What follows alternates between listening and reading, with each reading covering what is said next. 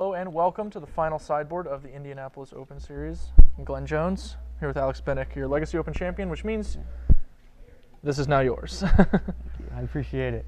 You've had some near misses. I know you've been grinding the Legacy Opens, just the Opens in general in this area, actually a lot with pretty reasonable success. A lot of top 16s, even some 9th places. Yeah, my last two Legacy Opens I got 9th in St. Louis in November and then a couple weeks ago in Cincinnati.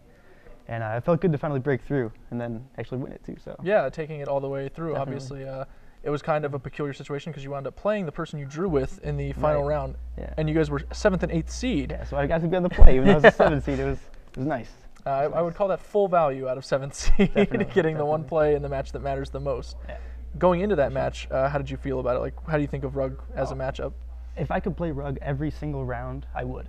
It looked pretty easy. Yeah. Now that I've made like Rest in Peace and things like that, just so many ways to shut down what they're doing. So sure, it's a good matchup. Did you expect to see a lot of Rug following like all the combo decks that people have begun to play, or? Yeah, I thought the tempo decks would get a little more popular because it's pretty well positioned against combo. But I mean, it's still a Legacy Open. You're gonna get a big field. Yeah, definitely. And I actually played against 7 combo decks today. So wow. Yeah, that was, and I beat them all. So. I imagine your counterbalance has pulled a fair bit of weight in those matchups. Yeah, counterbalance, like the high tide actually can't beat the card and things like that. So it was good. I know that was very similar to what happened just last weekend in Las Vegas with Jack Colwell playing also a Miracles list. I don't know how similar you guys' lists are. It looked pretty similar. Yeah, I took some tips there. Like I've been playing Miracles since Terminus came out. Like I just like Top and Terminus together. But I've been playing Stoneforge until this weekend because it's kind of a pet card. And I finally cut the Stoneforges like last night at midnight, and I replaced with just like better cards and more land.